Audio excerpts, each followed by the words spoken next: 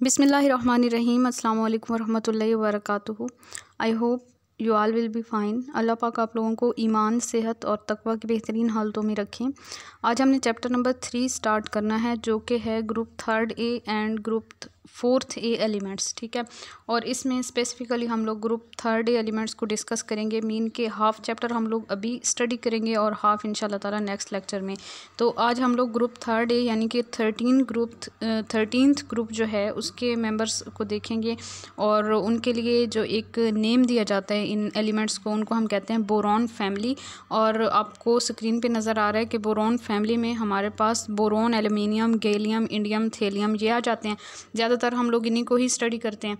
और last one जो है वो आर्टिफिशियल एलिमेंट है, तो उसको जो है हम स्टडी नहीं करते। ठीक है, तो वो मीन के जो है हम बेसिकली हम लोग आज यहाँ तक स्टडी करेंगे इन एलिमेंट्स को। ये है boron, aluminium, gallium, indium and thallium, और लास्ट वन है नाइहोलियम, और इसको जो है हम लोग स्टडी नहीं करेंगे। इनके एटॉमिक नंबर याद कर लें, 5, 13, 31, 49, 81 एंड 103। तो ये एटॉमिक नंबर आप लोगों को याद हो जाएंगे अगर आप वो ट्रिक यूज़ करें जो कि मैंने प्रीवियस लेक्चर में आपको बताई थी कि 3 में आप 8 प्लस करें 13 आ जाएगा, 13 में 18 प्लस करेंगे, देन 31 में इसी तरह जो है आगे आपको पता है कि कौन सी ट्रिक थी। चलें इसको थोड़ा सा अप्लाई करके देख लेते हैं। 5 में आप लोग 8 प्लस करेंगे तो 13 आएगा, जो कि एलुमिनियम का एटॉमिक नंबर है। एलुमिनियम के एटॉमिक नंबर यानी 13 में आप 18 प्लस करें तो ये आपके पास आ जाएगा 31। ठीक है, गैलियम का एटॉमिक नंबर, इसमें आप लोग अगेन 18 प्लस करें तो 49। इंडियम का आ जाएगा एटॉमिक नंबर, और फिर उसमें आप 32 प्लस करें तो ये 81 आ जाएगा थेलियम का एटॉमिक नंबर, और इसमें अगेन आप लोग 32 प्लस करेंगे। ठीक है, 81 में 32 प्लस करेंगे तो ये आपके पास आ जाएगा जी 113। तो यहाँ पे मिस्टेक है, तो नाइहोनियम जो है इसका एटॉमिक नंबर है 113। तो अब हम लोग देखते हैं इनके बारे में इंपॉर्टेंट बातें। सबसे पहले बोरॉन के बारे में देखें तो बोरॉन जो है, बाकी सारे एलिमेंट्स जो हैं इस फैमिली के, ये आपके पास फर्स्ट मेंबर जो है बोरॉन, ये नॉन मेटल है, और बाकी जो हैं ये मेटल्स हैं। ठीक है, और इनका मेटल्स या मेटलाइड्स का करैक्टर भी इनमें आ जाता है। तो बोरॉन जो कि नॉन मेटल है, ये वाहिद नॉन मेटल है इस इस ग्रुप का वाहिद नॉन मेटल है ये एलिमेंट। तो इस वजह से इसकी प्रॉपर्टीज़ भी बाकी ग्रुप मेंबर्स से डिफरेंट हैं। जैसे कि आप लोगों को पता है कि हर ग्रुप का जो फर्स्ट मेंबर होता है वो बाकी ग्रुप से डिफरेंट प्रॉपर्टीज़ शो करता है। तो इसकी डिफरेंट प्रॉपर्टीज़ जो हैं इसके नॉन मेटेलिक करैक्टर की वजह से हैं, और इसका स्ट्रक्चर जो है वो भी इसका रिस्पॉन्सिबल है। Non metallic character network solid होता है, ये आइकोसाहेड्रल स्ट्रक्चर इसका होता है, जो कि आप लोगों को इधर स्ट्रक्चर नज़र भी आ रहा है स्क्रीन पे। आइकोसाहेड्रल स्ट्रक्चर जो होता है इसमें 20 फेसेस होते हैं। ठीक है, और सारे ट्रायंगल की शेप में होते हैं 20 फेसेस। ठीक है, B12 यूनिट्स इसमें रिपीट होते हैं, और 12 इसके कॉर्नर्स होते हैं, और हर जो फेस होता है वो इक्विलेटरल ट्रायंगल की शेप में होता है। और बोरॉन जो है इसका इतना ये कॉम्पैक्ट स्ट्रक्चर होने की वजह से इसका जो मेल्टिंग पॉइंट है वो बहुत ज़्यादा हाई होता है। इसके अलावा गैलियम के बारे में बात करें, बोरॉन का, अच्छा पहले आइकोसाहेड्रल स्ट्रक्चर आप लोग देख लें कि जो बोरॉन का आइकोसाहेड्रल स्ट्रक्चर है वो कुछ इस तरह से होता है कि पहले आपने बेंजीन की तरह का स्ट्रक्चर बना लेना है, और सारे कॉर्नर्स पे बोरॉन के एटम्स को अरेंज कर देना है। ठीक है, 6 कॉर्नर्स पे, और बाहर जो है थोड़ा बड़ा करके एक और बेंजीन का स्ट्रक्चर बना के, और सारे कॉर्नर्स के ऊपर जो है वो बेंजीन की तरह का स्ट्रक्चर बना के, और सारे कॉर्नर्स पे बोरॉन एटम्स जो हैं वो अरेंज कर देने हैं। और इस तरह फिर आपने क्या करना है कि एक बोरॉन जो है एक कॉर्नर वाला, उसको अंदर वाला जो स्ट्रक्चर है हेक्सागोनल, उसके 3 जो है वो एटम्स के साथ आपने कनेक्ट कर देना है इस तरह से। तो ये आपके पास एक फेस बन जाएगा। फिर ये वाला जो कॉर्नर है इसको भी 3 जो है बोरॉन एटम्स उनके साथ आप कनेक्ट कर दें इस तरह करके, तो ये, और फिर नेक्स्ट जो है उसको भी 3 से कनेक्ट कर दें। मीन कि ये वाला बोरॉन जो है इसको 3 बोरॉन के साथ इसकी बॉन्डिंग कर दें। तो इस तरह से जो है ये आपके पास स्ट्रक्चर बनता चला जाएगा। ये आप लोग ट्राई कीजिएगा, बहुत ईजी है, बन जाएगा। इसको कहते हैं आइकोसाहेड्रल स्ट्रक्चर, और इसी वजह से बोरॉन जो है इसका बॉइलिंग पॉइंट, मेल्टिंग पॉइंट वगैरह बहुत ज़्यादा हाई होते हैं। ठीक है, और इसके बाद गैलियम की बात करें तो गैलियम का बॉइलिंग पॉइंट बहुत ज़्यादा हाई होता है, 2403 डिग्री सेल्सियस होता है, लेकिन लेकिन इसका मेल्टिंग पॉइंट जो है ना वो बहुत ज़्यादा लो होता है, 28 डिग्री सेल्सियस या 30 डिग्री सेल्सियस तक होता है। तो ये इतना कम मेल्टिंग पॉइंट है कि अगर हम लोग अपने हाथ में भी रखते हैं गैलियम को तो वो पिघल जाएगी ये मेटल, ठीक है। और इसी वजह से, इसकी इस प्रॉपर्टी की वजह से, वेरी लो मेल्टिंग पॉइंट की वजह से ही गैलियम को यूज़ किया जाता है हाई टेम्परेचर थर्मोमीट्री में, ठीक है। देखें ना, इसका बॉइलिंग पॉइंट बहुत ज़्यादा हाई है, मेल्टिंग पॉइंट बहुत ज़्यादा लो है। तो इस वजह से मेल्ट होने के बाद बॉयल होने के लिए इसे बहुत ज़्यादा टेम्परेचर की ज़रूरत है। तो मीन कि ज़्यादा टाइम तक जो है ये लिक्विड स्टेट में एग्जिस्ट करने वाला एलिमेंट है। तो इस वजह से इसे ऐसी थर्मोमीटर्स में यूज़ किया जाता है जहाँ पे बहुत ज़्यादा हाई टेम्परेचर को मेजर करने की ज़रूरत होती है, ठीक है। मरकरी को हम लोग वहाँ पे यूज़ नहीं कर सकते क्योंकि मरकरी ने उस टेम्परेचर तक पहुँचने से पहले ही एवेपोरेट हो जाना है। तो इसने तो इतनी जल्दी एवेपोरेट नहीं होना, इसको तो बॉयल करने के लिए 2403 डिग्री सेल्सियस टेम्परेचर चाहिए। तो इस वजह से जो है इसको हाई टेम्परेचर थर्मोमीट्री में यूज़ किया जाता है। ये एक सिल्वरी मेटल है और इसकी जो लिक्विड की डेंसिटी होती है वो सॉलिड की डेंसिटी से ज़्यादा होती है। जैसे हम लोग पढ़ते हैं ना हाइड्रोजन बॉन्डिंग में, हम लोग कहते हैं कि आइस फ्लोट ऑन वाटर। तो उसमें क्या रीज़न होती है, आइस क्यों फ्लोट करती है वाटर के ऊपर? क्योंकि वहाँ पे जो आइस है उसका उसकी जो डेंसिटी होती है वो लो होती है as compare to liquid water. तो यहाँ पे जो है ना, यहाँ पे बल्कि आपके पास सही है, यहाँ पे भी सॉलिड की डेंसिटी जो है वो लिक्विड से कम है, ठीक है। और ये जो गैलियम है ये Ga2 जो है डायटोमिक फॉर्म में एग्जिस्ट करने वाली मेटल है। इसके बाद नेक्स्ट हम देखें तो इनकी इलेक्ट्रॉनिक कन्फिग्रेशन की बात करते हैं। Boron, aluminium, gallium, indium and thallium. Boron की अच्छा थर्ड ग्रुप से बिलोंग करते हैं ना, तो इनके वैलेंस शेल में 3 इलेक्ट्रॉन्स होंगे। तो इनकी जनरल इलेक्ट्रॉनिक कन्फिग्रेशन तो हम इस तरह लिख देंगे NS2 NP1, यानी कि इनके जो S सब शेल है, लास्ट शेल का S सब शेल है उसमें 2 इलेक्ट्रॉन होते हैं और P में 1 इलेक्ट्रॉन होता है। तो टोटल जो है इनके वैलेंस शेल में 3 इलेक्ट्रॉन्स होते हैं। अब जो जिस पीरियड से बिलोंग कर रहा है उसका वैलेंस शेल का नंबर भी वही होगा जो पीरियड नंबर होगा। जैसे बोरोन की बात करें तो बोरोन जो है ये सेकंड पीरियड से बिलोंग करता है। तो हीलियम की कन्फिग्रेशन के बाद 2s2 and 2p1 second period से बिलोंग करता है, तो इसका लास्ट शेल जो है वो सेकंड शेल है। एल्यूमिनियम ये आपके पास थर्ड पीरियड से बिलोंग करता है, तो नियॉन के बाद इसकी जो वैलेंस शेल की कॉन्फ़िगरेशन है वो आ जाएगी 3s2 3p1। गैलियम की जो है वो 3d वाले इलेक्ट्रॉन्स भी यहाँ पे शामिल हो जाते हैं, 3d10 4s2 and 4p1। Valence shell की वैसे आपके पास ये जो है आपके पास 3 इलेक्ट्रॉन्स जो है वैलेंस शेल में होते हैं। और इसी तरह जो है फिर इंडियम में 5s2 5p1 और फिर थेलियम में 6s2 6p1। लेकिन यहाँ पर आप लोग याद रखें कि गैलियम में 3d इलेक्ट्रॉन्स इन्वॉल्व होते हैं, इंडियम में 4d इलेक्ट्रॉन्स इन्वॉल्व होते हैं, थेलियम में 4f electrons and 5d electrons involve होते हैं। तो ये जो अंदर सब शेल्स मज़ीद इंक्लूड हो गए इन एलिमेंट्स में, गैलियम, इंडियम और थेलियम में f और d वाले जो ऑर्बिटल्स आ गए हैं, जो सब शेल्स आ गए हैं, इसकी वजह से इनकी फ़िज़िकल प्रॉपर्टीज़ पे इफ़ेक्ट पड़ता है, वो आप लोगों को आगे समझ आ जाएगी, ठीक है। अच्छा, अक्रेंस की बात करें तो जो बोरोन है ये ज़्यादा अबंडेंट एलिमेंट नहीं है, ट्रेसेस में पाया जाता है सॉइल के अंदर, और ये प्लांट्स के लिए बहुत ज़्यादा ज़रूरी एलिमेंट है। हमेशा कंबाइंड स्टेट में पाया जाता है, फ्री स्टेट में नहीं होता। कंबाइंड स्टेट में ज़्यादातर ऑक्सीजन के साथ ऑक्सीबोरेट आइंस की शक्ल में, और इसके अलावा साल्ट्स की शक्ल में, साल्ट्स ऑफ पॉलीबोरिक एसिड्स, ठीक है। इसके बोरिक एसिड्स को भी हम लोग आगे डिस्कस करेंगे। एल्यूमिनियम की बात करें, अच्छा बोरोन का थोड़ा सा अगेन आप लोगों को इसको रिवाइज़ करवा देती हूँ। बोरोन ज़्यादा अबंडेंट एलिमेंट नहीं है, सॉइल में ट्रेसेस में पाया जाता है, प्लांट्स के लिए बहुत ज़्यादा ज़रूरी है, ऑक्सीजन के साथ कंबाइंड स्टेट में ऑक्सीबोरेट आइंस की फॉर्म में पाया जाता है, और पॉलीबोरिक एसिड्स की फॉर्म में, साल्ट्स की फॉर्म में पाया जाता है, ठीक है। और एल्यूमिनियम की बात करेंगे तो ये है जी third most abundant element in earth crust.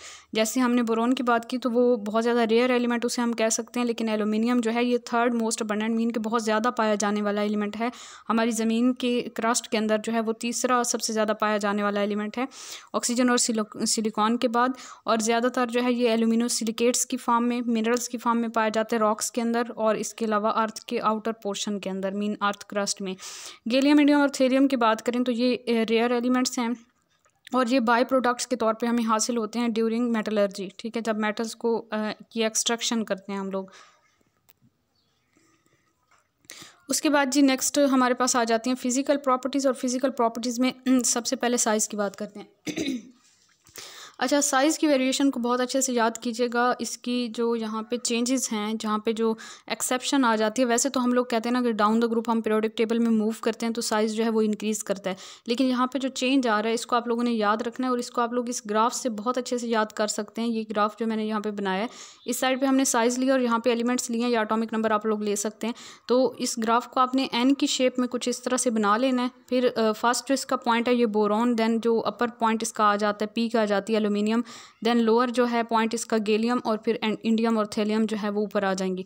ठीक है, अब आप लोग इस ग्राफ से बहुत अच्छे से याद कर सकते हैं कि सबसे कम जो साइज़ है वो बोरॉन का है, उससे ज़्यादा किसका है, उससे ज़्यादा है जी गैलियम का। ठीक है, दूसरे नंबर पे, तीसरे नंबर पे एल्यूमिनियम का है, चौथे नंबर पे इंडियम का है और पाँचवें नंबर पे थैलियम का है। सबसे कम बोरॉन का, देन गैलियम का, देन एल्यूमिनियम का, देन इंडियम का एंड देन थैलियम का। तो ये वाला जो सीक्वेंस है आपको इस ग्राफ से, यानी कि एन की शेप का ग्राफ है और एन भी थोड़ा सा टेढ़ा है, एग्जैक्टली एन वैसे नहीं है जैसे हम लोग लिखते हैं। ठीक है, तो इससे जो है आप लोगों को ये वेरिएशन याद रह जाएगी इसकी साइज़ की। और अगर इस फॉर्म में लिखना चाहें, सीक्वेंस में लिखना चाहें, जैसे आप बोरॉन पहले लिखें, फिर एल्यूमिनियम, फिर गैलियम, फिर इंडियम और फिर थैलियम, तो इसमें आप लोगों ने याद रखना है कि ये जो है less than and greater than के साइन कुछ इस तरह से लगाने हैं कि सबसे जो कम साइज़ है वो तो बोरॉन का है, लेकिन एल्यूमिनियम का साइज़ बोरॉन से भी ज़्यादा है और गैलियम से भी ज़्यादा है। ठीक है, तो इस तरह से इसको इनक्लोज करेंगे जैसे दो ब्रैकेट्स में हम कह सकते हैं। और फिर गैलियम से इंडियम का साइज़ भी ज़्यादा है और इंडियम से थैलियम का साइज़ ज़्यादा है। ठीक है, पिकोमीटर में ये नीचे मैंने साइज़ भी मेंशन कर दिया है, 85 पिकोमीटर, 143 एल्यूमिनियम का, gallium 135 picometre, indium 167 and thallium 170 picometre.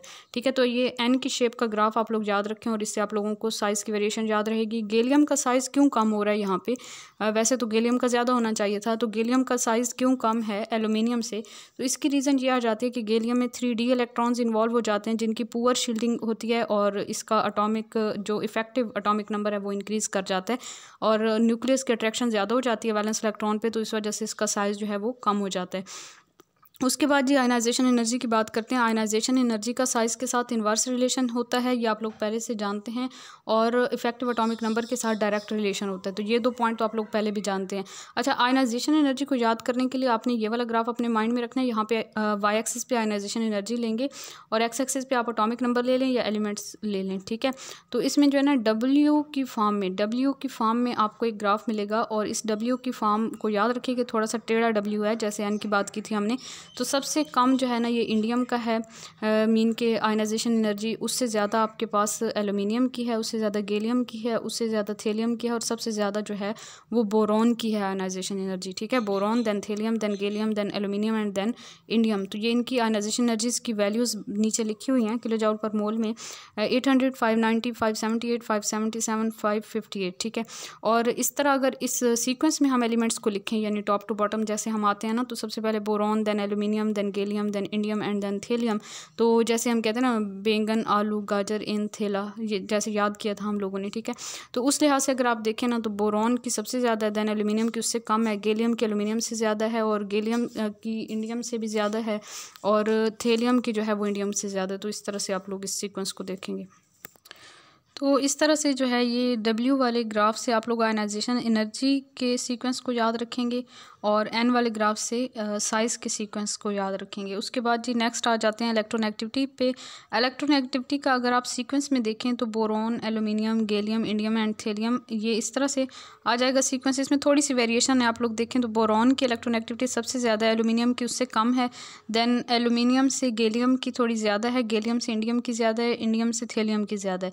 Mean के बस जस्ट बोरॉन वाला साइन जो है आपने ऐसे लगाना है और बाकी सारे साइन जो है वो इस डायरेक्शन में लगा देने हैं, तो ये आप लोगों को याद रह जाएगा। और वैसे देखें अगर तो बोरॉन की 2 है इलेक्ट्रोनेगेटिविटी की value, aluminium 1.5, gallium 1.6, indium 1.7 and thallium 1.8।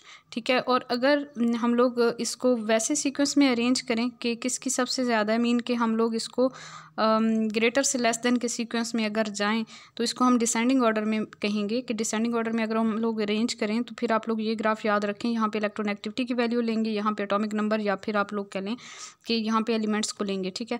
तो boron, aluminium, gallium, indium and thallium, ये एक टिक के टाइप का जो है वो आपके पास आ जाएगा ग्राफ, ठीक है। जैसे हम लोग ऐसे टिक लगाते हैं, लेकिन इस टिक में ये वाला जो इसकी लेंथ है ज़्यादा होगी और दूसरे की कम होगी, ठीक है। तो इसमें अगर आप लोग देखें तो सबसे ज़्यादा बोरॉन की है, उससे कम थेलियम की, उससे कम इंडियम की, उससे कम गैलियम की और सबसे कम एल्यूमिनियम की है, ठीक है। तो ये ग्राफ जो है आप लोगों ने याद रखना है इलेक्ट्रोनेगेटिविटी के केस में, boron, thallium, indium, gallium and aluminium. Next बात आ जाती है मेल्टिंग पॉइंट की। मेल्टिंग पॉइंट में boron, then aluminium, then thallium, then indium and then gallium. यहाँ पे मेल्टिंग पॉइंट में आप लोग देखें तो बोरॉन का मेल्टिंग पॉइंट सबसे ज़्यादा है, देन एल्यूमिनियम का उससे कम है। मीन बोरॉन का 2180 डिग्री सेल्सियस है, एल्यूमिनियम 660 और थेलियम का 303 degree Celsius, indium 157 degree Celsius और गैलियम का 30 या फिर 28 डिग्री सेल्सियस तक होता है। तो ये सीक्वेंस याद रखें, बैंगन, आलू, देन गाजर, इन, थेला। मीन कि यहाँ से इस डायरेक्शन में यहाँ तक जाके और फिर आप लोगों ने इस डायरेक्शन में आ जाना है। तो इसको थोड़ा अपने लिहाज से कोई ट्रिक बना लीजिएगा, उसके लिहाज से याद कर लीजिएगा मेल्टिंग पॉइंट। और गैलियम का मेल्टिंग पॉइंट सबसे कम होता है, इसमें आप लोग याद रखें कि 3D वाले जो 10 इलेक्ट्रॉन्स आ जाते हैं उसी की वजह से जो है यहाँ पे वेरिएशन आ जाती है। बॉइलिंग पॉइंट की बात करें तो बॉइलिंग पॉइंट का सीक्वेंस बहुत सिंपल है, डाउन द ग्रुप जाएंगे तो बॉइलिंग पॉइंट डिक्रीज़ करता जाता है, इंक्रीज़ करता जाता है। नहीं, पहले ठीक बताया था। बॉइलिंग पॉइंट जो है वो डाउन द ग्रुप जो हम पहले ही पढ़ते हैं, जो एक जनरल ट्रेंड है कि बॉइलिंग पॉइंट, मेल्टिंग पॉइंट जो है डिक्रीज़ करते हैं डाउन द ग्रुप। तो इसमें कोई किसी किस्म की वेरिएशन नहीं है।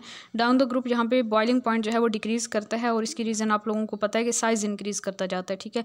तो बोरॉन का सबसे ज़्यादा है boiling point 2650 degree Celsius, aluminium 2467 degree Celsius, gallium 2403 degree Celsius, indium 2080 degree Celsius and thallium 1457 degree Celsius. उसके बाद जी नेक्स्ट आ जाती है ऑक्सीडेशन स्टेट। ऑक्सीडेशन स्टेट ये थर्ड ग्रुप के एलिमेंट हैं, तो 3 ऑक्सीडेशन स्टेट तो ये शो करते ही करते हैं, +3, ठीक है। और +1 भी हायर मेंबर्स जो हैं वो +1 भी ऑक्सीडेशन स्टेट शो करते हैं, ठीक है। इनर्ट पेयर इफेक्ट की वजह से ये +1 ऑक्सीडेशन स्टेट शो करते हैं, जो इस ग्रुप के लोअर मेंबर्स हैं या फिर हायर मेंबर्स हम कह सकते हैं। +3 ऑक्सीडेशन स्टेट की स्टेबिलिटी की बात करें तो डाउन द ग्रुप इसकी स्टेबिलिटी डिक्रीज़ होती है और +1 जो ऑक्सीडेशन स्टेट है उसकी stability down the group increase होती है। मीन के हमारे पास इस तरह से थर्ड ग्रुप के जो एलिमेंट्स हैं, बोरॉन, एल्यूमिनियम और फिर गैलियम और फिर इंडियम और लास्ट में जो है वो आपके पास आ जाता है थेलियम, यहाँ पे लिख देते हैं। तो इसमें आप लोग देखें कि जो ऊपर वाले आपके पास मेंबर्स आ जाते हैं ना, ये ज़्यादातर +3 ऑक्सीडेशन स्टेट में एग्जिस्ट करना पसंद करते हैं। और थेलियम की स्पेसिफिकली बात करें तो ये +1 वाले कंपाउंड ज़्यादा इसके स्टेबल होते हैं, ठीक है। इनके वो वाले कंपाउंड ज़्यादा स्टेबल होते हैं जो जिनमें ये +3 ऑक्सीडेशन स्टेट शो कर रहे होते हैं, +3 वाले, ठीक है। और गैलियम और इंडियम जो हैं ये +1 भी शो करते हैं, लेकिन जो थेलियम है ये +1 में ही इसका मोस्ट स्टेबल जो है, इसके कंपाउंड +1 ऑक्सीडेशन स्टेट शो करते हैं। जैसे इसका हाइड्रोक्साइड की बात करें तो TlOH होगा, ठीक है। और इसके अलावा बोरॉन के हाइड्रोक्साइड की बात कर लेना तो वो उसमें थ्राइस आ जाएगा, ठीक है, BOH थ्राइस, ये इसका हाइड्रोक्साइड होगा जिसमें बोरॉन ने जिसमें +3 ऑक्सीडेशन स्टेट शो की होगी। एल्यूमिनियम का भी जिसमें +3 ऑक्सीडेशन स्टेट होगी, लेकिन थेलियम वाला जो है इसमें +1 वाला ऑक्सीडेशन स्टेट वाला जो है वो ज़्यादा स्टेबल होगा एज़ कम्पेयर टू +3। तो यहाँ पे आप लोगों को स्टेबिलिटी की भी समझ आ गई होगी। फिर अगर आपके पास ये क्वेश्चन आ जाता है कि गैलियम, इंडियम और थेलियम +3 ऑक्सीडेशन स्टेट में है तो इनकी स्टेबिलिटी बताएं, तो गैलियम की सबसे ज़्यादा होगी, then indium, then thallium. Mean के डाउन द ग्रुप आप देखें तो स्टेबिलिटी +3 ऑक्सीडेशन स्टेट की डिक्रीज़ करती जाती है, +1 की जो है वो इंक्रीज़ करती है। तो इसलिए ऑर्डर इस तरह हो जाएगा, मीन के थेलियम +1 की सबसे ज़्यादा स्टेबिलिटी होगी, इंडियम की उससे कम और गैलियम +1 की सबसे कम। और थेलियम +1 और थेलियम +3 में से किसकी ज़्यादा स्टेबिलिटी है, तो थेलियम +1 आयन जो है जिसमें थेलियम +1 ऑक्सीडेशन स्टेट शो कर रहा है वो ज़्यादा स्टेबल होगा। और इसमें रीज़न आ जाती है कि +1 ऑक्सीडेशन स्टेट क्यों शो करते हैं, due to inert pair effect. और ये जो इनर्ट पेयर इफेक्ट है ये वर्क करता है 6th और 7th पीरियड में, ख़ास तौर पे 6th पीरियड में 5D इलेक्ट्रॉन्स इन्वॉल्व हो जाते हैं, 7th पीरियड में F वाले इलेक्ट्रॉन्स भी इन्वॉल्व हो जाते हैं और उनका पुअर शील्डिंग इफेक्ट होता है, तो इस वजह से इफेक्टिव एटॉमिक नंबर इंक्रीज़ कर जाता है। तो इफेक्टिव एटॉमिक नंबर इंक्रीज़ करने की वजह से न्यूक्लियस जो है वो S वाले इलेक्ट्रॉन्स जो हैं, S सब शेल वाले जो इलेक्ट्रॉन्स हैं, यहाँ पे आपके पास NS आ जाएगा, ठीक है, NS2। तो NS वाले मीन के जो वैलेंस शेल वाला जो s ऑर्बिटल है उसके इलेक्ट्रॉन्स पे न्यूक्लियस का होल्ड ज़्यादा हो जाएगा, तो वो इलेक्ट्रॉन वहाँ से रिमूव होना, वहाँ से निकलना, बॉन्डिंग में पार्टिसिपेट करना पसंद नहीं करेंगे। ठीक है, तो ये वाला जो पेयर है S और S सब शेल वाले इलेक्ट्रॉन्स का जो पेयर है वो इनर्ट हो जाता है, वो बॉन्डिंग में पार्टिसिपेट नहीं करता, तो इस वजह से ये +1 ऑक्सीडेशन स्टेट शो करते हैं। केमिकल प्रॉपर्टीज़ की बात करें तो एयर के साथ अगर रिएक्शन की बात करते हैं तो बोरोन की 2 एलोट्रॉपिक फार्म्स होती हैं। ठीक है, इस ग्रुप में से जो फर्स्ट मेंबर है बोरोन, ये 2 एलोट्रॉपिक फार्म्स में एग्जिस्ट करता है। एक इसकी क्रिस्टलाइन फार्म होती है और दूसरी इसकी अमॉर्फस फार्म होती है। इसकी क्रिस्टलाइन फार्म की बात करें तो एयर के साथ यानी ऑक्सीजन या नाइट्रोजन के साथ क्रिस्टलाइन फार्म रिएक्ट नहीं करती। अमॉर्फस फार्म की बात करें तो ये ऑक्सीजन और नाइट्रोजन के साथ रिएक्ट करके B2O3 एंड BN ये 2 कंपाउंड्स जो है ये बनाता है बोरोन। ऑक्सीजन के साथ B2O3 एंड नाइट्रोजन के साथ BN, बोरोन नाइट्राइड बनेगा नाइट्रोजन के साथ, और जो ऑक्सीजन के साथ इसका कंपाउंड बन रहा है ना, इसको हम कहते हैं बोरोन सेस्की ऑक्साइड। ठीक है, या फिर बोरोन ट्राईऑक्साइड भी कहते हैं, या फिर इसे हम बोरोन एनहाइड्राइड भी कहते हैं। ठीक है, तो ये आगे इसकी डिटेल देखेंगे। अच्छा, एलुमिनियम जो है, एलुमिनियम की बात करें तो ये ऑक्सीजन और नाइट्रोजन दोनों के साथ कंबाइन करेगा और ये यूज़ होता है एयर बबल्स रिमूव करने के लिए मोल्टन मेटल्स में से। ठीक है, एलुमिनियम की ये एबिलिटी है कि एलुमिनियम जो है ये ऑक्सीजन के साथ भी कंबाइन कर लेता है ये एलिमेंट, और नाइट्रोजन के साथ भी। ऑक्सीजन के साथ एलुमिनियम ऑक्साइड बनाएगा, नाइट्रोजन के साथ एलुमिनियम नाइट्राइड बनाएगा, और ये एलुमिनियम ऑक्साइड किसकी प्रोटेक्टिव लेयर बन जाती है। जैसे हमने पिछले लेक्चर में भी देखा था कि बेरिलियम की प्रोटेक्टिव लेयर बन जाती है उसकी सरफेस के ऊपर, तो एलुमिनियम की भी एलुमिनियम ऑक्साइड की एक प्रोटेक्टिव लेयर बन जाती है। खैर, हम लोग ये बात करें इसकी एप्लीकेशन की कि इसकी ये करैक्टरिस्टिक्स की वजह से बोरोन को यूज़ किया एलुमिनियम को यूज़ किया जाता है मोल्टन मेटल्स में से एयर को रिमूव करने के लिए। ठीक है, गैलियम और इंडियम जो है ये ऑक्सीजन के साथ रिएक्ट नहीं करते, थेलियम ऑक्सीजन के साथ रिएक्ट करके प्रोटेक्टिव ऑक्साइड की लेयर बना लेते हैं। रिएक्शन विद वाटर की बात करें तो बोरोन जो है वो वाटर या स्टीम दोनों के साथ बोरोन रिएक्ट नहीं करता। ठीक है, मीन के हॉट वाटर या cold water does not decompose water और स्टीम, और एलुमिनियम जो है ये स्टीम को डिकम्पोज कर देता है, एलुमिनियम हाइड्रोक्साइड बनता है, साथ में हाइड्रोजन गैस इवॉल्व होती है। ये याद रखिएगा कि हाइड्रोजन गैस इवॉल्व होती है। और अगर कोल्ड वाटर के साथ एलुमिनियम का रिएक्शन करवाएं तो एलुमिनियम के ऊपर एक ऑक्साइड की प्रोटेक्टिव लेयर बन जाती है एलुमिनियम की सरफेस के ऊपर। अच्छा, उसके बाद गैलियम और इंडियम की बात करते हैं तो कोल्ड या हॉट दोनों वाटर्स के साथ ये रिएक्ट नहीं करते। थेलियम जो है ये मॉइस्ट एयर के साथ भी रिएक्ट करके थेलियम हाइड्रोक्साइड बनाता है, और इसमें इसकी +1 ऑक्सीडेशन स्टेट होती है। Reaction with sodium hydroxide, sodium hydroxide के साथ जब ये रिएक्ट करते हैं, बोरोन का जब सोडियम हाइड्रोक्साइड के साथ फ्यूज्ड सोडियम हाइड्रोक्साइड के साथ रिएक्शन होता है, तो यहाँ पे आपके पास सोडियम अच्छा फ्यूज्ड और हॉट जो इनकी है ना सॉल्यूशन मीन के फ्यूज्ड स्टेट में अल्कली के साथ रिएक्शन, और अल्कली का जो एक्वस सॉल्यूशन है बेस का उसको हम अल्कली कहते हैं, और फीस स्टेट में हम लेंगे तो उसे मोल्टन NaOH कहेंगे, मोल्टन बेस कहेंगे। तो इनमें जो है ना प्रोडक्ट्स का डिफरेंस याद रखिएगा कि फ्यूज्ड स्टेट में अगर बोरॉन बल्कि एलुमिनियम और इसका एलुमिनियम का दोनों याद रखना है, और इसका जो है बोरॉन का थोड़ा डिफरेंट केस है। बोरॉन की तो बात करें ना तो फ्यूज स्टेट में इसके साथ रिएक्शन होगा Na2BO3 और साथ में हाइड्रोजन गैस सब में इवॉल्व होगी। ठीक है, जब भी NaOH के साथ इन ग्रुप के किसी भी मेंबर का रिएक्शन करवाएंगे जो रिएक्ट करते हैं वो हाइड्रोजन गैस इवॉल्व करेंगे। ठीक है, सोडियम हाइड्रोक्साइड के साथ रिएक्ट करके हाइड्रोजन गैस, और बाकी बाद में साल्ट साथ में बन जाएगा। ठीक है, साल्ट सोल्यूशन क्रोड एलुमिनियम बैडली, जो साल्ट सोल्यूशन है उनकी वजह से एलुमिनियम की क्रोजन हो जाती है, इस वजह से एलुमिनियम और इसके अलाइज को मेरीन में यूज़ नहीं किया जाता। ठीक है, मेरीन यूज़ के लिए उन्हें नहीं यूज़ किया जाता। मीन के जैसे समंदर वगैरह में जो जहाज़ वगैरह होते हैं, बहरी जहाज़, उनके किसी भी पार्ट को बनाने के लिए एलुमिनियम को यूज़ नहीं करेंगे क्योंकि उसकी क्रोजन हो जाती है साल्ट सोल्यूशन की वजह से, और समंदर का पानी नमकीन होता है तो इस वजह से। ठीक है, एलुमिनियम का जब सोडियम हाइड्रोक्साइड के साथ हॉट अल्कली के साथ रिएक्ट करवाते हैं तो सोडियम मेटाबोरेट बनता है और हाइड्रोजन गैस, बेसिकली यहाँ पे मेन पॉइंट हाइड्रोजन गैस वाला, और साथ में आप लोगों ने याद रखना है कि साल्ट बनते हैं। ठीक है, इनके डिफरेंस याद रख लीजिएगा। और गैलियम में भी हाइड्रोजन गैस इवॉल्व होगी। थेलियम और इंडियम जो है ये रिएक्ट नहीं करते। Reaction with dilute acid, dilute acid के साथ बोरॉन का रिएक्शन नहीं होता। एल्यूमिनियम का डाइल्यूट एसिड के साथ यानी कि HCl के साथ जब रिएक्शन होता है तो हाइड्रोजन गैस इवॉल्व होती है, AlCl3 साथ में बनता है। और डाइल्यूट H2SO4 के साथ एल्यूमिनियम का रिएक्शन नहीं होता।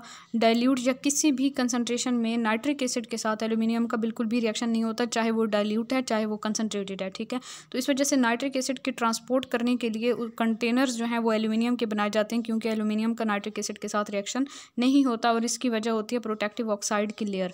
एल्यूमिनियम ऑक्साइड की एक लेयर बन जाती है प्रोटेक्टिव, तो इस वजह से नाइट्रिक एसिड का इसके साथ रिएक्शन नहीं होता। इसके बाद रिएक्शन विद मीन के जो हाईली ऑक्सीडाइजिंग एजेंट है, रिएक्शन विद कंसनट्रेटेड एसिड या strong oxidizing agent. Strong oxidizing agent या कंसनट्रेटेड एसिड्स के साथ या स्ट्रॉन्ग ऑक्सीडाइजिंग एसिड्स के साथ जब रिएक्शन इनका देखें तो बोरॉन का सल्फ्यूरिक एसिड के साथ रिएक्शन होता है और इसमें इसमें जो है ना आपके पास इसका ऑर्थोबोरिक एसिड बनता है और इसके अलावा सल्फ़र डाइऑक्साइड गैस जो है इवॉल्व होती है।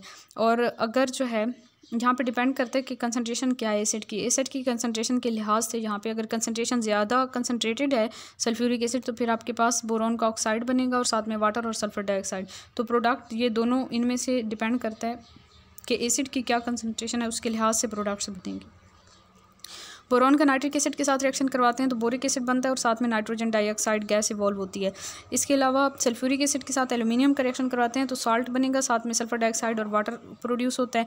मैक्सिमम कोवैलेंसी जो बोरॉन की है वो 4 होती है और एल्यूमिनियम की 6 होती है, ठीक है।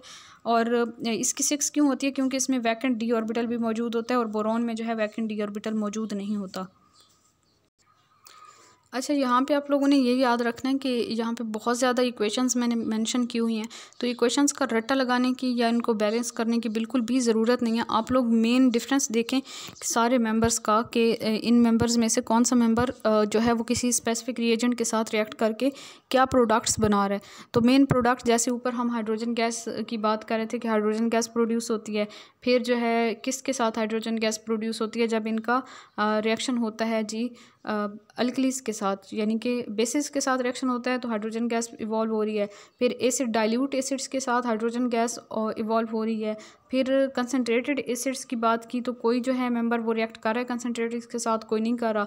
लेकिन जहाँ पे हाइड्रोजन गैस की बजाय सल्फ़र डाइऑक्साइड और नाइट्रोजन डाइऑक्साइड गैस की बात आ गई, तो ये डिफरेंस आप लोगों ने मेन याद करना होता है कि MCQs में अगर आ जाए तो आप लोग जो है वो डिफरेंस याद किया हुआ होगा तो वो आप लोग फ़ौरन से MCQs को अटैम्प्ट कर सकते हैं, ठीक है। उसके बाद जी नेक्स्ट बात करते हैं रिएक्शन विद हेलोजेंस। हेलोजेंस के साथ इनका रिएक्शन देखें तो ये हेलोजेंस के साथ रिएक्ट करके कुछ इस तरह के कंपाउंड बनाते हैं, यानी कि MX3 मीन के मेटल और उसके साथ 3 जो है वो हेलोजन के एटम्स होंगे। और यहाँ पे हम एल्यूमिनियम की बात करें तो एल्यूमिनियम ने जो है AlX3 बनाना है और एल्यूमिनियम जो है ये डाइमर की फॉर्म में एग्जिस्ट करता है। इसका जो क्लोराइड है एल्यूमिनियम ट्राईक्लोराइड की बात करें तो ये एक एल्यूमिनियम ट्राईक्लोराइड है AlCl3 और यहाँ पे ये दूसरा एल्यूमिनियम ट्राईक्लोराइड है AlCl3, ठीक है। तो ये दोनों जब आपस में कंबाइन होंगे तो डाइमर बन जाएगा, 2 मॉलिक्यूल कंबाइन हो रहे हैं ना तो डाइमर बन जाएगा, Al2Cl6 बन जाएगा, ठीक है। यहाँ पे बेसिकली मैं आप लोगों को 3 सेंटर 4 इलेक्ट्रॉन बॉन्ड समझाना चाह रही हूँ। तो आप लोग देखें कि यहाँ पे एक जो आपके पास था,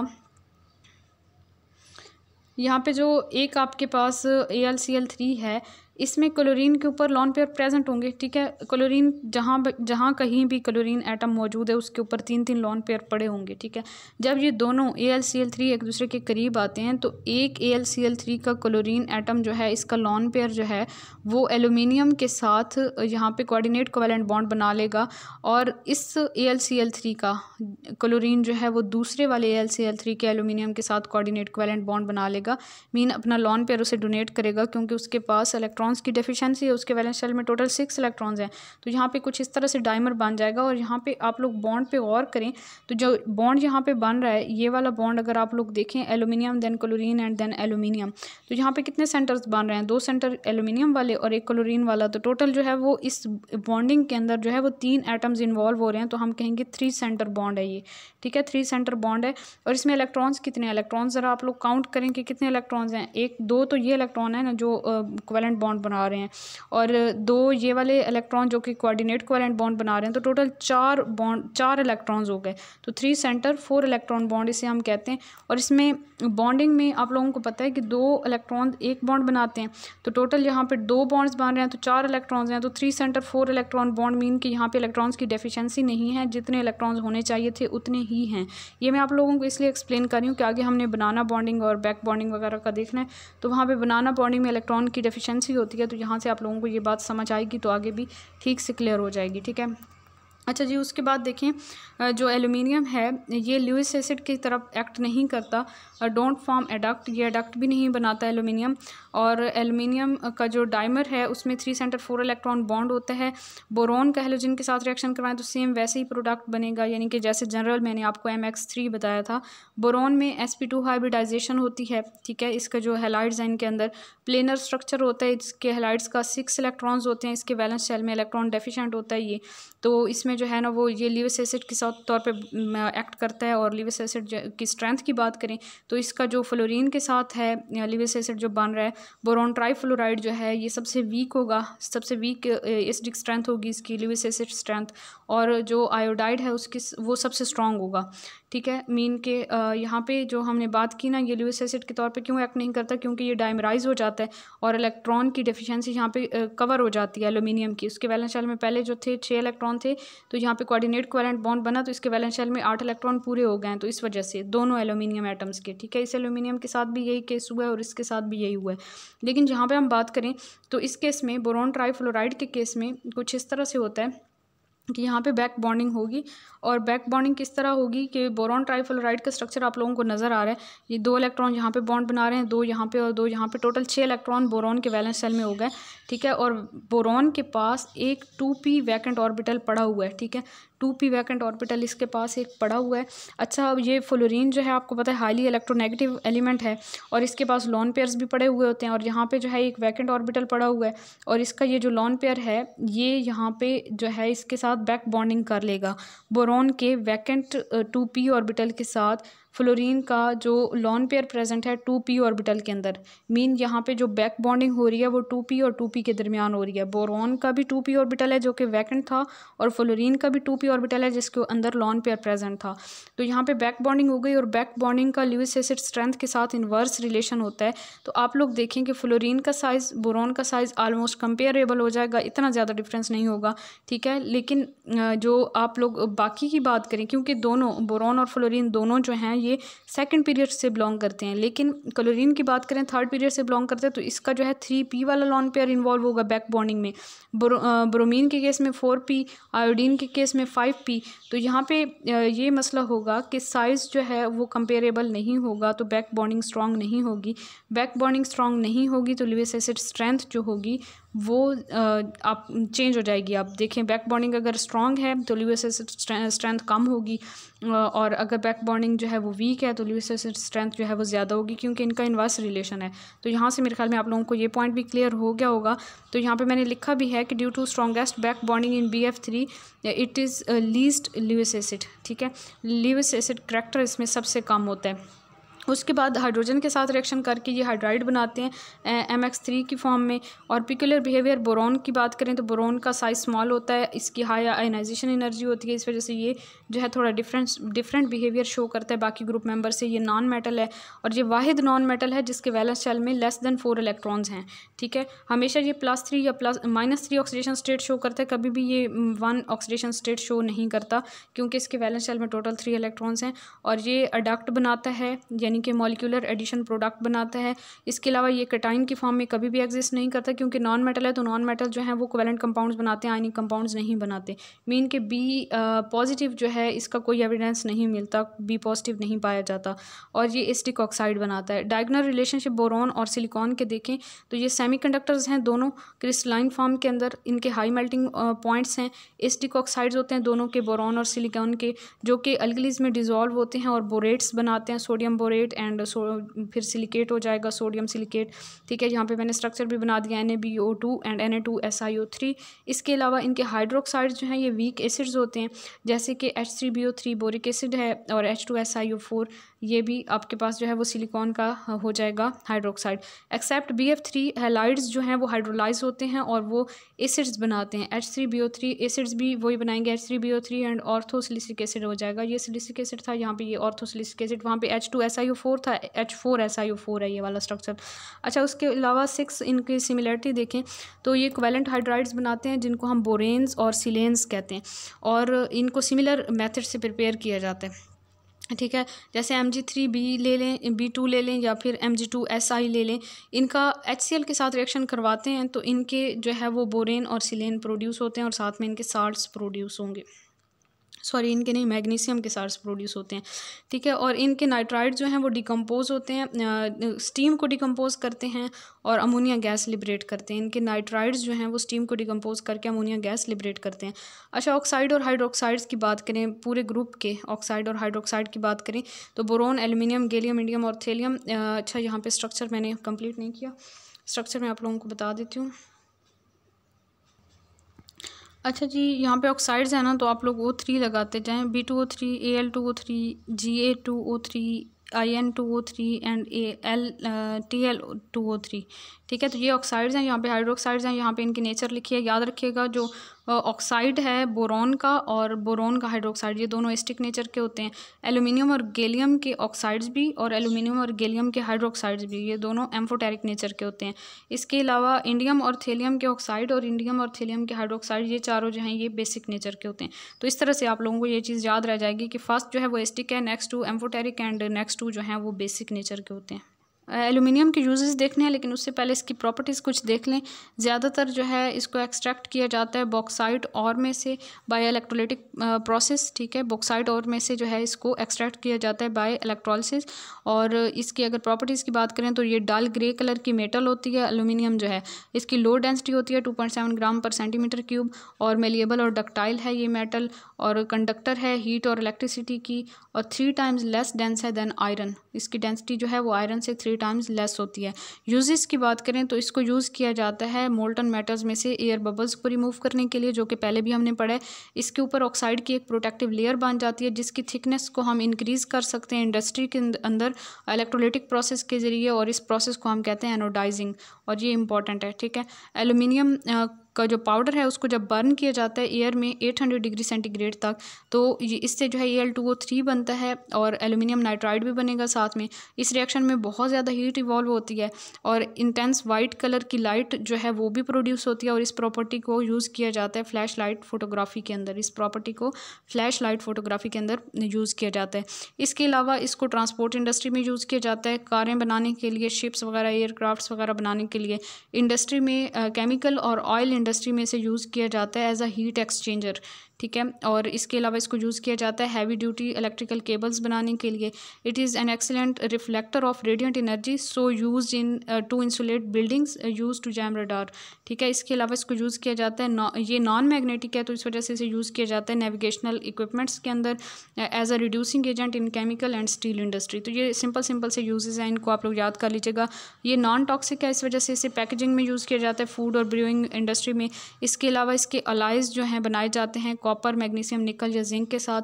कुकिंग यूटेंसिल्स में, विंडो फ्रेम्स में, किचन फॉइल्स वगैरह में से यूज़ किया जाता है। Petrol and milk storage tanks बनाए जाते हैं इससे। इट रिफ्लेक्ट्स लाइट और heat and it prevent overheating of petrol and milk in सन।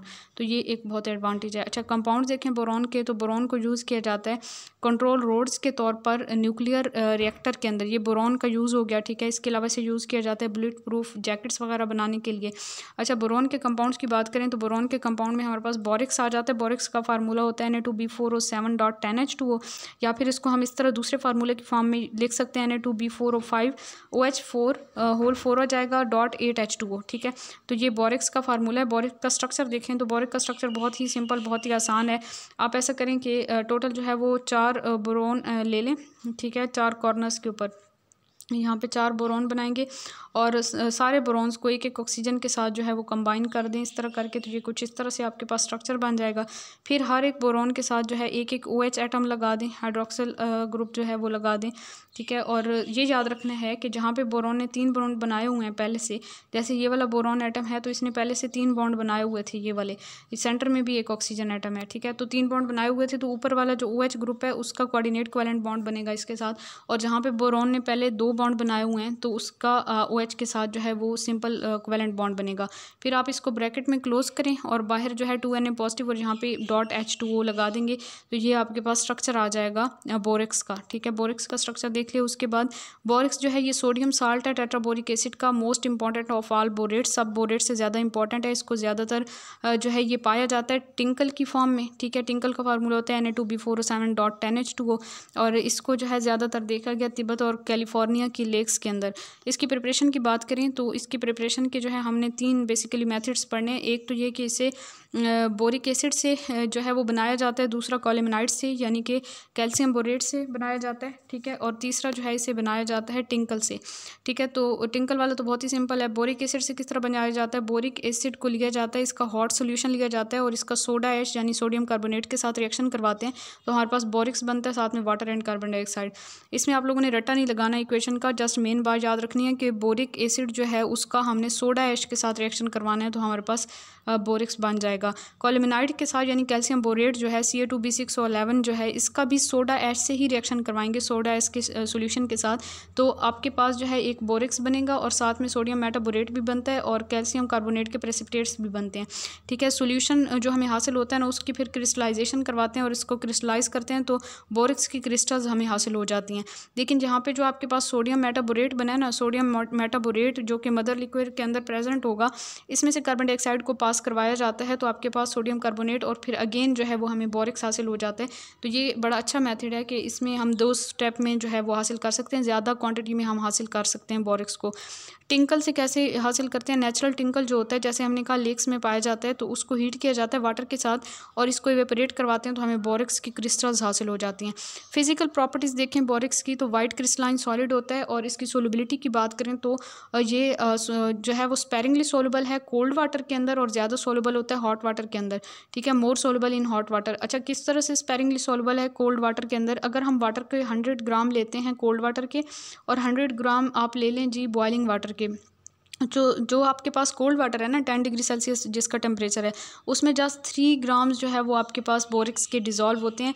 लेकिन अगर बॉइलिंग वाटर लिया 100 ग्राम तो उसमें 99.3 ग्राम जो है वो बोरिक्स के डिज़ोल्व होते हैं, ठीक है।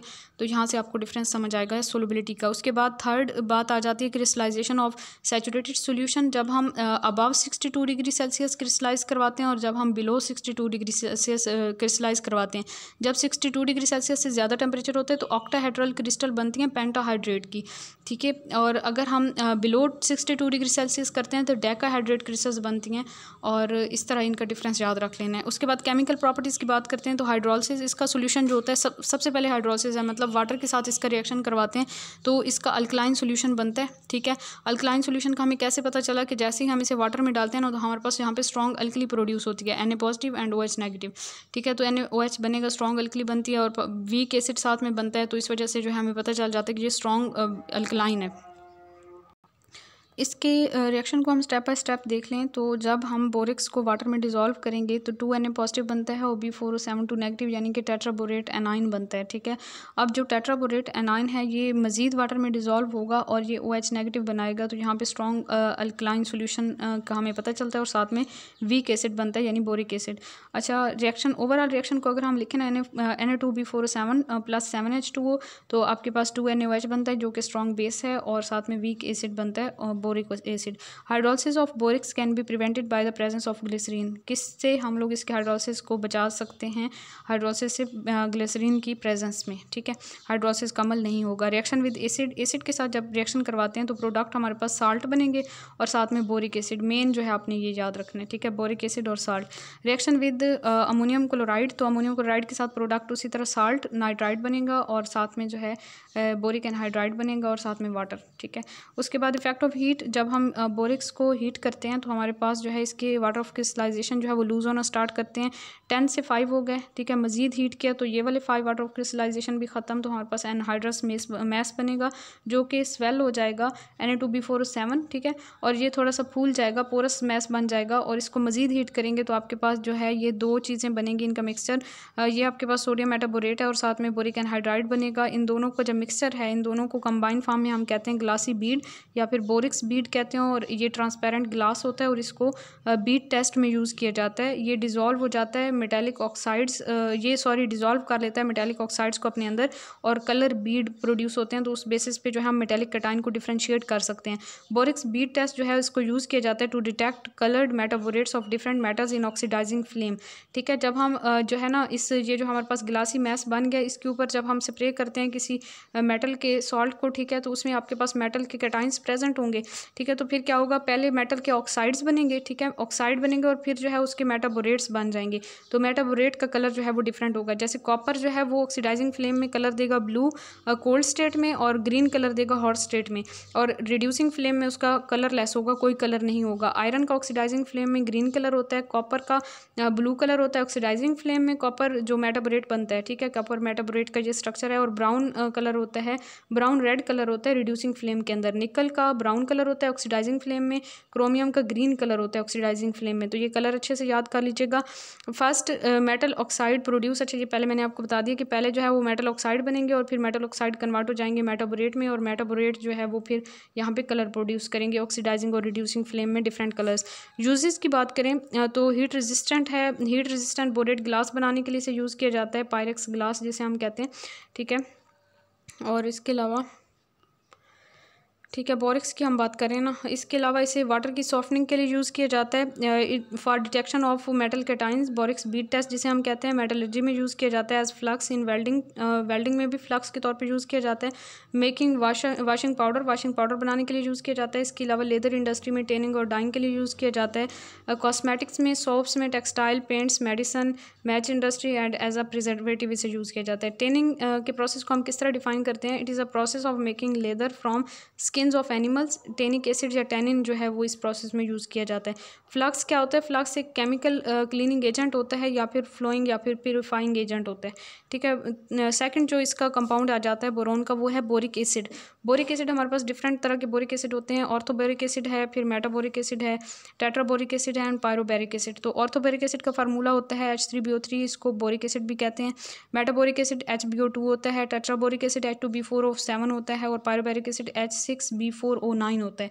और जो ऑर्थोबोरिक एसिड है ये स्टेबल भी है और बहुत ज़्यादा इंपॉर्टेंट भी है। ये बाकी सारे जो हैं ये सोल्यूशन की फॉर्म में स्टेबल हैं, लेकिन सॉलिड स्टेट में तो ये स्टेबल हैं, लेकिन सोल्यूशन फॉर्म में ये कन्वर्ट हो जाते हैं ऑर्थोबोरिक एसिड के अंदर।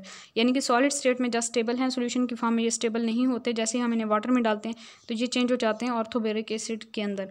उसके बाद जी ऑर्थोबोरिक एसिड की डिटेल देखें, क्योंकि ये स्टेबल है और इंपॉर्टेंट भी है, तो इसकी हम डिटेल देखते हैं। ऑर्थोबोरिक एसिड जिसको बोरिक एसिड भी कहते हैं, बोरिक हाइड्रोक्साइड भी कहते हैं, बोरिक हाइड्रोक्साइड भी कहते हैं, H3BO3 भी लिख सकते हैं इसको, या फिर BOH थ्राइस की फॉर्म में भी लिख सकते हैं, ठीक है। इसका लेयर्ड स्ट्रक्चर होता है, इसमें हाइड्रोजन बॉन्डिंग प्रेजेंट होती है।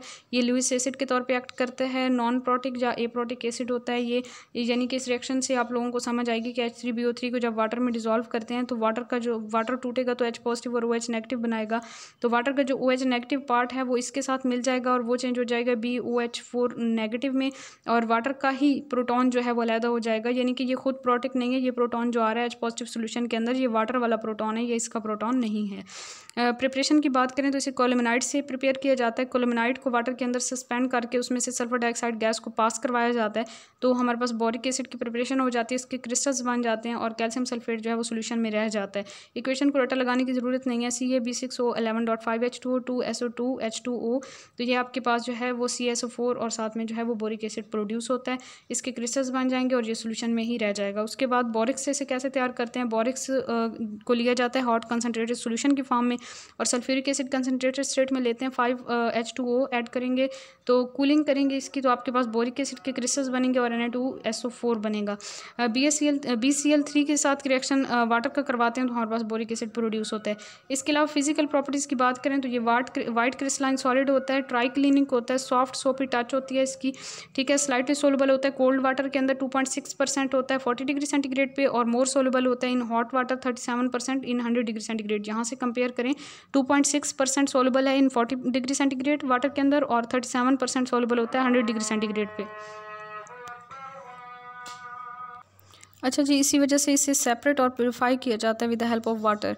ये एक वॉलेटाइल होता है स्टीम के अंदर and it is weak acid, so its solution has no effect on methyl orange. ये वीक एसिड है तो इस वजह से मिथाइल ऑरेंज के ऊपर इसका कोई इफेक्ट नहीं होता, लेकिन ये लिटमस पेपर को ब्लू से रेड में चेंज कर देता है। अच्छा जी, उसके बाद इसकी केमिकल प्रॉपर्टीज़ की बात करते हैं बोरिक एसिड की। तो बोरिक एसिड का जब हम अल्कोहल के साथ रिएक्शन करवाते हैं तो हमारे पास इथाइल बोरेट बनता है, साथ में वाटर प्रोड्यूस होता है। इथाइल अल्कोहल के साथ जब हम रिएक्शन करवाते आते हैं। उसके बाद इफेक्ट ऑफ हीट, ये बहुत इंपॉर्टेंट बात हो जाएगी यहाँ पे कि बोरिक एसिड को जब हम 100 डिग्री सेंटीग्रेड पे हीट करते हैं तो हमारे पास मेटाबोरिक एसिड बनता है, उसको फिर साथ में वाटर भी प्रोड्यूस होगा, मीन इसमें से वाटर रिमूव हुआ है। फिर 140 डिग्री सेंटीग्रेड पे हीट करेंगे तो मजीद वाटर रिमूव हो जाएगा और हमारे पास बनेगा टेट्राबोरिक एसिड। टेट्राबोरिक एसिड को रेड हीट करते हैं तो हमारे पास जो है वो बोरिक एनहाइड्राइड, मीन कि सारा का सारा वाटर जो है इसमें से रिमूव हो गया है और बोरिक एनहाइड्राइड एंड पे बन जाता है। Acidic behaviour very weak acid है, इसको जब हम वाटर में डिसॉल्व करते हैं तो ये पहले भी मैंने इक्वेशन आपको बता दी कि वाटर का OH नेगेटिव इसके साथ कंबाइन करके और H पॉजिटिव अलहदा, तो ये हमारे पास मोनोबेसिक एसिड है और ये एप्रोटिक है। Reaction with caustic soda partially neutralize by caustic soda to give borax, caustic soda के साथ पार्शली न्यूट्रलाइज हो जाता है और बोरेक्स बनता है यहाँ पे, तो बोरेक्स की प्रिपरेशन भी हो गई इसमें। Reaction with soda ash, soda ash के साथ जब इसका रिएक्शन करवाते हैं तो यहाँ पे भी हमारे पास बोरिक्स बनता है, वाटर और साथ में कार्बन डाइऑक्साइड, तो यहाँ पे भी बोरिक्स की प्रिपरेशन हो रही है फ्रॉम बोरिक एसिड। टाइट्रेशन की बात करें तो ये वीक एसिड है, इस वजह से इसको टाइट्रेट नहीं किया जा सकता with alkalis in usual manner, however in the presence of the glycerol it can be titrated against standard alkali using phenolphthalein as an indicator. Indicator याद रख लें, फिनोफ्थलीन स्टैंडर्ड अल्कली के साथ इसको टाइट्रेट किया जाता है और ग्लाइसरोल की प्रेजेंस में, ठीक है, तो ये इंपॉर्टेंट बातें हैं। उसके बाद यूजेस की बात करें तो इसको एज एन एंटीसेप्टिक यूज़ किया जाता है, डस्टिंग पाउडर के तौर पे बोरिक ऑइंटमेंट यूज़ किए जाते हैं। मेडिसिन में मीन के बेसिकली इसका यूज़ है, बोरिक सॉल्यूशन को आई वाश के तौर पे यूज़ किया जाता है। पोट्री में ग्लेजेस के तौर पे यूज़ किया जाता है। Borate glazes are more fusible and have higher coefficient of expansion than silicate glazes, ठीक है। कैंडल इंडस्ट्री में से यूज़ किया जाता है for stiffening of wicks, mean के विक्स को हार्ड करने के लिए। डाइबोरेन की बात करें तो B2H6 जो है इसका स्ट्रक्चर होता है और इसमें जो है वो बनाना बॉन्डिंग पाई जाती है। अच्छा, डाइबोरेन का स्ट्रक्चर देखें तो B2H6 है, यानी कि BH3 और BH3, दो BH3 आपस में कंबाइन करेंगे ना तो B2H6 बनेगा, तो एक BH3 आपके पास ये वाला और दूसरा BH3 जो है वो ये वाला है, ठीक है। अब इसमें आप लोग देखें तो बोरॉन जो है ना इसके पास एक एम्प्टी ऑर्बिटल पड़ा हुआ है, तो यहाँ पे जो है ना हाइड्रोजन के साथ वही एम्प्टी ऑर्बिटल ओवरलैप कर रहा है और यहाँ पे जो आपके पास 3 सेंटर बन रहे हैं ना, यानी 3 सेंटर कौन से बन रहे हैं, एक ये ब्रोमीन बन रहा है, एक ये बोरॉन बन रहा है और एक ये हाइड्रोजन, तो 3 सेंटर्स हैं। लेकिन यहाँ पे इलेक्ट्रॉन्स देखें कितने इलेक्ट्रॉन्स बॉन्डिंग में इन्वॉल्व हो रहे हैं, तो इस वाले में तो जस्ट कोई इलेक्ट्रॉन नहीं है, ठीक है, ये तो एम्प्टी था ना, तो एक ये जो कोवेलेंट बॉन्ड बना हुआ है यहाँ पे 2 इलेक्ट्रॉन इन्वॉल्व हुए हैं, तो यहाँ पे 2 ही इलेक्ट्रॉन है, 3 सेंटर बन रहे हैं इस बॉन्डिंग में और 2 इलेक्ट्रॉन इन्वॉल्व हो रहे हैं, तो ये आपके पास बॉन्ड जो बना है ये इसको हम 3 सेंटर 2 इलेक्ट्रॉन बॉन्ड कहते हैं। ये इलेक्ट्रॉन डेफिशिएंट बॉन्ड होता है और इसको बनाना बॉन्ड कहते हैं, ठीक है। और इसमें ये जो साइड वाले 2 हाइड्रोजन है, ये वाले जो साइड वाले 2 हाइड्रोजन है, इनको हम टर्मिनल हाइड्रोजन एटम कहते हैं और ये जो बनाना बॉन्डिंग में 2 हाइड्रोजन एटम्स इन्वॉल्व हैं इनको हम ब्रिजिंग हाइड्रोजन एटम्स कहते हैं, ठीक है। बोरॉन में अगर आप देखें तो बोरॉन का ये आपके पास electronic configuration 2s1 2p(x1 2p(y1 and 2p(z0), इसमें 3 सेंटर 2 इलेक्ट्रॉन बॉन्ड बनता है और ये बनाना बॉन्ड इसको हम कहते हैं इलेक्ट्रॉन डेफिशिएंट होता है। और ये जो 2p(z) ऑर्बिटल एम्प्टी पड़ा हुआ है ना, इसी ने हाइड्रोजन के साथ यहाँ पे ओवरलैप किया और दूसरे बोरॉन के हाइड्रोजन के साथ दूसरे बोरॉन के एम्प्टी ऑर्बिटल ने ओवरलैप किया। उसके बाद इनऑर्गेनिक ग्रेफाइट क्या होता है, अगर हम डाइबोरेन का रिएक्शन अमोनिया के साथ करवाते हैं, अमोनिया को एक्सेस में लेते हैं तो हमारे पास बोरॉन नाइट्राइड बनता है, इसको इनऑर्गेनिक ग्रेफाइट कहते हैं क्योंकि इसका स्ट्रक्चर ग्रेफाइट के स्ट्रक्चर से मिलता जुलता होता है, लेयर्ड स्ट्रक्चर होता है। बोरॉन सेस्की ऑक्साइड क्या होता है, बोरॉन ट्राइऑक्साइड भी से हम कहते हैं, बोरॉन एनहाइड्राइड भी कहते हैं, इसका फार्मूला होता है B2O3, यानी कि बोरॉन के 2 एटम्स हैं ना और साथ में ऑक्सीजन के 3 हैं, तो एक ऑक्सीजन के एक बोरॉन के साथ हाफ 1/2 ऑक्सीजन होगा और सॉरी 1.5, एक के साथ 1.5 और दूसरे के साथ 1.5, तो ये जो 1.5 है इसको केमिस्ट्री की लैंग्वेज में सेस्कियो कहेंगे, ठीक है। तो बोरॉन सेस्कियो ऑक्साइड मीन कि एक बोरॉन के साथ ऑक्सीजन 1.5, ठीक है। इनऑर्गेनिक बेंजीन या बोराजीन किसको कहते हैं, जब हम डाइबोरेन का अमोनिया के साथ रिएक्शन करवाते हैं in the ratio of 1:2 high temperature पे, तो हमारे पास B3H3H6 बनता है, B3N3H6 स्ट्रक्चर बनता है, ये बेंजीन से मिलता जुलता स्ट्रक्चर होता है। इस तरह से इसके ये 2 रेजोनेटिंग स्ट्रक्चर्स आपको दिखाए हुए हैं, इसी को हम कहते हैं इनऑर्गेनिक बेंजीन और ये ज़्यादा रिएक्टिव है as compare to organic benzene, ठीक है। ऑर्गेनिक बेंजीन का आप लोगों को पता है C6H6 जो है इसका स्ट्रक्चर होता है। अच्छा जी, यहाँ पे एक और इम्पॉर्टेंट बात जो कि मैं अपने नोट्स में मेंशन करना भूल गई थी और यहाँ पे हमारे नोट्स कंप्लीट हो गए हैं, तो मैं आप लोगों को यहाँ पे बता देती हूँ कि जो मिनरल्स थे ना, मिनरल्स लिखना मैं भूल गई थी, आप लोगों ने अपने नोट्स में मेंशन कर लेने हैं मिनरल्स। वैसे 3 मिनरल्स हम लोग बोरॉन के 3 मिनरल्स जो हैं वो हम लोग पढ़ चुके हैं, ठीक है। बोरॉन के 3 मिनरल्स हम कौन से पढ़ चुके हैं, आप लोगों को अब तक याद भी हो गए होंगे। एक है बोरिक्स जिसको हम टिंकल कहते हैं, ठीक है, बोरिक्स है, बोरिक्स का फार्मूला भी आप लोगों को याद हो गया होगा, Na2B4O7.10H2, Na2B4O7.10H2O, ठीक है। तो ये आपके पास बोरिक्स यानी कि बोरॉन का फर्स्ट मिनरल हो गया।